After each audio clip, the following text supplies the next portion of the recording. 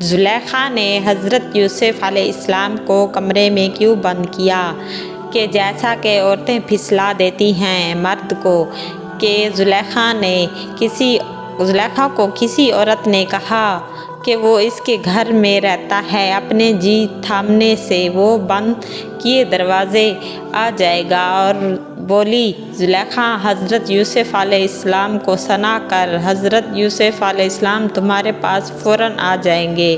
زلیخا نے حضرت یوسف علیہ السلام کو بلایا، حضرت یوسف علیہ السلام فوراً آئے اور کہنے لگے، خدا کی پناہ وہ عزیز مالک ہے میرا، اور میں اس میں البتہ بھلائی نہیں پاتا، اور جو لوگ بے انصاف ہیں وہ ایسا کرتے ہیں۔ البتہ عورت نے خوشی کی، پھر اس نے بھی خوشیوں کی جب حضرت یوسف علیہ السلام بہت ہی سارے کمرے دیکھ کر کسی کمرے میں جا گئے پہنچے، زلیخا کی طرف نظر نہ کی اور آسمان کی طرف دیکھا کہ چھت پر اپنی صورت زلیخا کے ساتھ تھی، پھر دائیں بائیں ہر طرف جہاں جہاں نظر کی ہر طرف زلیخا اور حضرت یوسف کی تصویریں تھیں۔ حضرت یوسف یہ دیکھ کر بہت پریشان ہوئے، تمام گھر میں تصویریں نظر آئیں، پھر ناچار ہو کر حضرت یوسف علیہ السلام نے زلیخا کی طرف نظر نہ کی، زلیخا کو دیکھا نہیں، پھر اپنے یہ دل میں یقین کرنے لگے کہ افسوس کہ میں یہ کام نہیں کر سکتا۔ پھر یہ دیکھ کر زلیخا بولی، اے یوسف مجھ پر ایک نظر کر کہ میں مستخواہ ہوں اور غموں سے خلا پاؤں۔ حضرت یوسف علیہ السلام نے کہا، میں ڈرتا ہوں کہ قیامت کے دن میرا خدا مجھے زناہ گاروں میں کھڑا کر دے گا، حالانکہ میں پیغمبر ذات ہوں، اور یہ بہت سارا بیکار کام ہے اور میں بدکاری میں پھنس جاؤں گا، مجھ سے نہ ہو سکے گا، خدا نہ کرے جو میں ایسا بدکار میں گرفتار ہوں، کیوں نہ کہ قیامت میں اللہ تعالیٰ کو میں منہ نہ دکھا سکوں۔ پھر زلیخا بولی، اے یوسف ذرا مجھ پر نظر کر۔ حضرت یوسف علیہ السلام نے کہا کہ محصور کی طرف دیکھا، یہ بال خاک میں مل جائیں گے، میں کیا تمہاری چہرے کی طرف دیکھوں؟ پھر زلیخا بولی، مجھے کیوں ستاتے ہو؟ میں آرام جانتی ہوں اور میں جان دیتی ہوں۔ آپ نے کہا مجھے دو باتوں کا غم ہے، ایک تو مجھے خدا کا ڈر، ایک یہ سب سے بڑا ڈر ہے کہ دوسرے یہ حق عزیز کا ہے، میں کیسے استعمال کروں؟ اور اس نے مجھ پر ہر طرح سے آرام میں مجھے رکھا اور کوئی غم اور کوئی اذیت نہیں کی، میں ایسی حرکت کروں؟ اس بات کو سن کر زلیخا بولی، عزیز مصر سے مت ڈرو، میں اس کو زہر دے کر مار ڈالوں گی، پھر سارے گھر کی سلطنت بھی تم کو دے دوں گی، اور تم کو مجھ سے یہ کہتے ہو کہ میرا خدا تو بڑا رحیم اور کریم ہے، گنہگاروں پر ہمیشہ رحم کرتا ہے۔ میں بھی یہ وعدہ کرتی ہوں کہ اگر تو نے میری خوشی پوری کر دی تو جو کچھ ہے خزانہ میرا سب کا سب تیرے خدا کے نام پر صدقہ کر دوں گی، تب تو تیرا خدا خوش ہو جائے گا اور سارے گناہ بھی معاف کر دیے جائیں گے۔ یہ بات سن کر حضرت یوسف علیہ السلام نے فرمایا، اے زلیخا میرا خدا رشوت نہیں لیتا جو تم ارادہ رکھتی ہے، اے زلیخا یہ تمہاری بے وقوفی ہے، مجھ سے ہرگز نہیں ہو سکتا۔ یہ سن کر زلیخا بولی مایوس ہو گئی اور بہت ہی بے تاب کے ساتھ رونے لگی، اور حضرت یوسف علیہ السلام برابر اسی بدکاری سے انکار ہی کرتے رہے، کسی لمحے میں بھی آپ نے اس بدکاری کا ارادہ نہ کیا اور کسادہ نہ فرمایا، یہی شان نبی کی ہوتی ہے۔ پھر دل میں سخت انشار ہو گئے۔ یوسف اس لیے دل میں بہت سخت انصار کرتے تھے کہ شوہر اس کا نہ ہوتا میں اس سے نکاح کر لیتا۔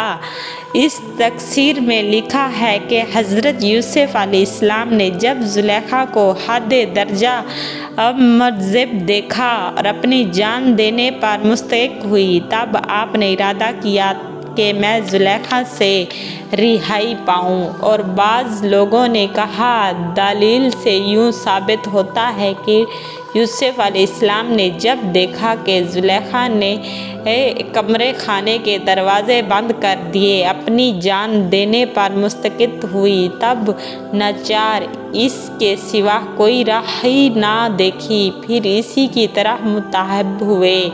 رضا داری اور رضا بندی میں اپنے ساتھ ساتھ کردار دے رکھے تھے تاکہ اس کے کھولنے میں تاخیر ہو۔ حضرت یوسف علیہ السلام کی طرف نظر کی ہوئی تھی کہ اتنے میں زلیخا نے خوشی اور محظوظ ہو کر جلدی سے جلدی حضرت یوسف کا ہاتھ پکڑ لیتی۔ حضرت یوسف وہاں سے گزرتے اور وہ مساحت مشروبات کی ہوئی بس یوسف کے ازار بند کی ایک گرہ کھولنے میں لگتی اور دوسری گرہ ہزاری بند کی لگ جاتی۔ حضرت یوسف علیہ السلام کا دھیان بھی اس وقت خدا ہی پر تھا۔ پھر ایک آواز غیب سے آئی کہ اے یوسف، مت اس کے مکرم فریب میں آنا، اس کی طرف کوئی توجہ نہ کرنا، اگر تو نے اس کی توجہ کی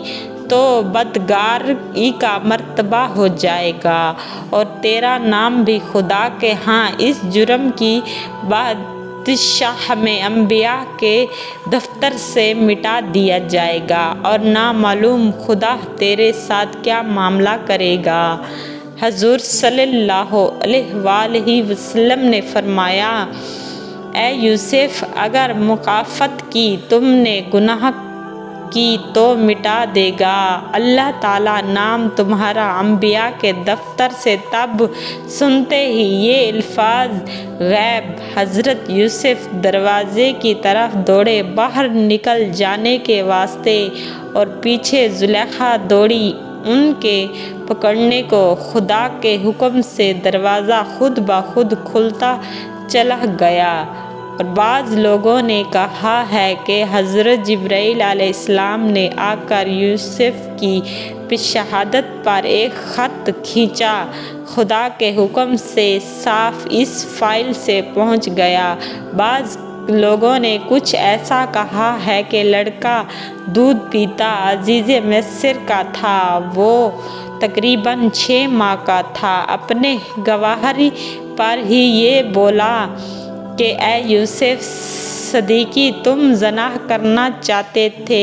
بعض کے قول یہ ہیں کہ زلیخا نے ایک سونے کا بت بنا رکھا تھا جس کو وہ پوجتی تھی، وہ روتی بھی تھی اس کے آگے، اس کو ایسی جگہ رکھا تھا، اس کو ایک ذرا سے کپڑے سے ڈھانک لیتی۔ اتنے میں حضرت یوسف علیہ السلام کی نظر اس پر جا پڑی، پوچھا کہ یہ کیا چیز ہے جو تو نے پردے کے اندر رکھی ہے؟ وہ فوراً بولی، یہ میرا خدا جسے میں سجدہ کرتی ہوں اور اسی واسطے میں نے اس کو پردے کے اندر رکھا ہے اور وہ مجھ کو دیکھ نہ پائے اور میں اس کے نزدیک شرمندگار نہ بنوں۔ یہ سن کر حضرت یوسف علیہ السلام نے کہا، اے زلیخا، تم کو شرم کرنی چاہیے، تم شرم نہیں کرتی اپنے بت سے جس میں کوئی جان اور حرکت بھی نہیں ہے۔ میں کیوں نہ شرم نہ کروں اپنے اللہ تعالیٰ سے جو بے نیاز اور صابر رحمت رب العالمین ہے۔ پھر حضرت یوسف علیہ السلام گھبرا کے وہاں سے اٹھ بھاگے اور فوراً دروازے پر آ گئے اور ادھر زلیخا نے اپنے بال اور منہ کو پریشان حال میں بنا کر ان کے پیچھے سے جا کر کپڑے کا دامن پکڑ کر چیر پھاڑ ڈالا۔ اس وقت اللہ تعالیٰ کے حکم سے کمرے خانے کے 7ویں دروازے کے کہل کھل گئے۔ حضرت یوسف علیہ السلام کی ٹوپی سر سے گر پڑی تھی اور سر کے بال بھی پر گندے ہو گئے، ایسے گندے ہوئے کہ زلیخا کے سر کے بال بھی اجھل کر دیے گئے اور خود زلیخا ننگی تھی، اور عزیز مصر نے دونوں کو دروازے پر اسی حالت میں بھاگتے ہوئے پایا۔ عزیز مصر کو دیکھ کر زلیخا چھوٹی بات بنا کر عزیز مصر سے کہا، تم نے ایسا غلام اپنے گھر میں رکھا ہے کہ مجھ سے بدکاری کرنا چاہتا ہے، یہ دیکھو میرا حال کیسا ہو رہا ہے، اس نے میرے ساتھ کیا کیا کیا ہے۔ اور دونوں دروازے کی طرف دوڑے۔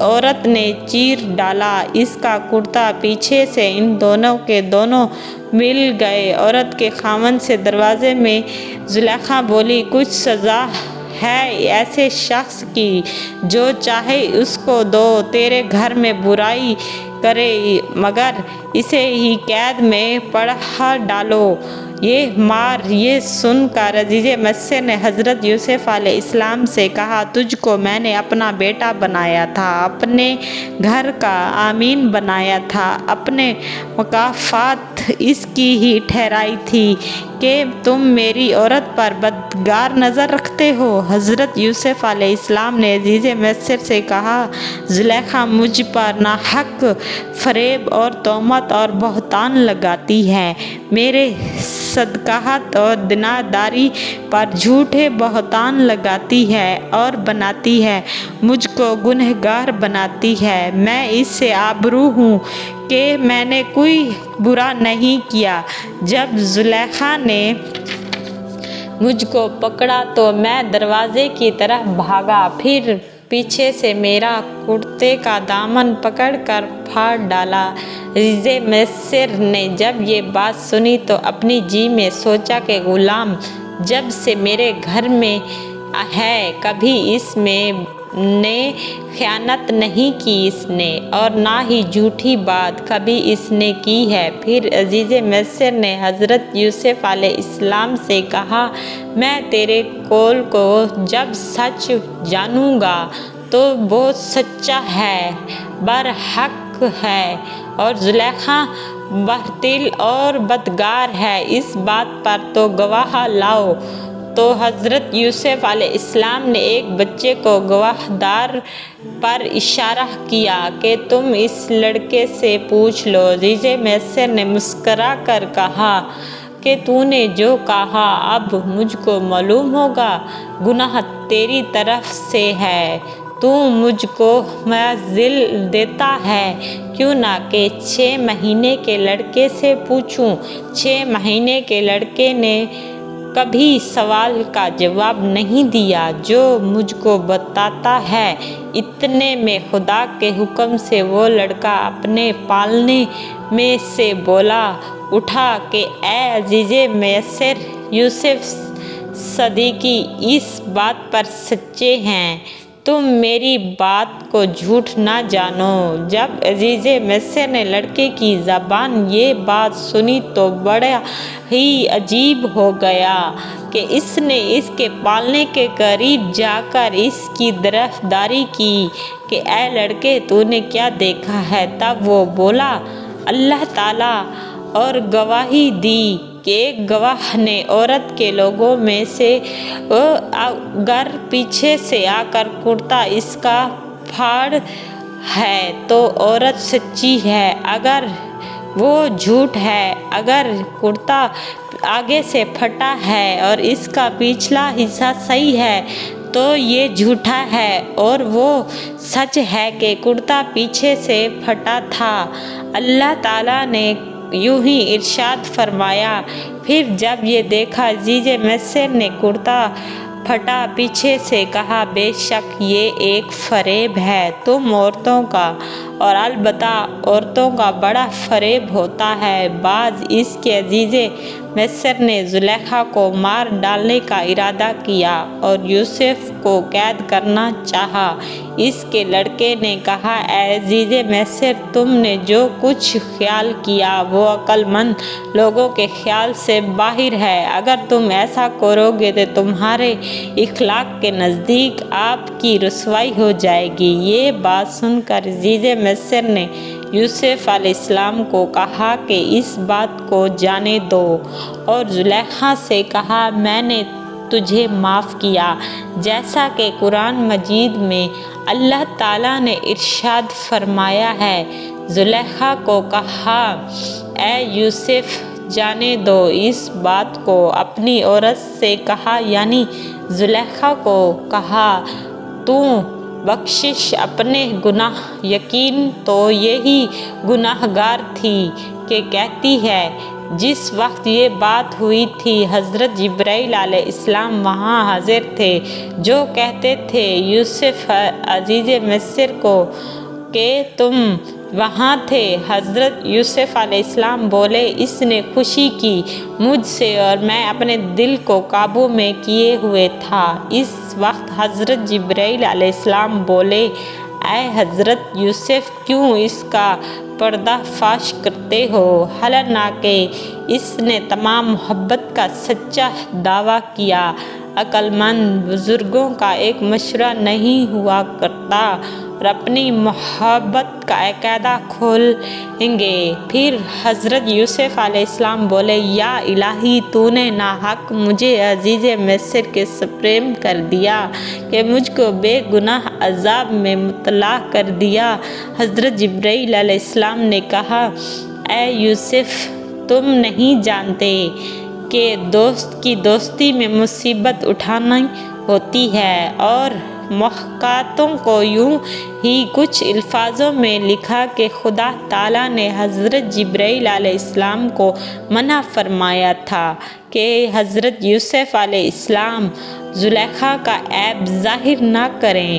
اگرچہ زلیخا اس وقت کافر ہی تھی، لیکن خدا کو یہ منظور نہ تھا کہ یوسف زلیخا کی پردہ داری کرے، کیوں نہ کہ خدا تعالیٰ کی صفتوں میں اس کی صفت کا ستارہ البہت میں تھا، دوسری صفت کا تارہ نواب سے الضیاء تھا، اس لیے عیب کی پردہ پوش زیادہ بہتر ہے، کیوں نہ کہ اللہ تعالیٰ فرماتا ہے کہ مجھ کو پسند نہیں ہے تم کو رنج اور غم دینا، یعنی اگر کوئی شخص جفا کرے تو میں اس کے طرف سے بھی وفا کرتا ہوں۔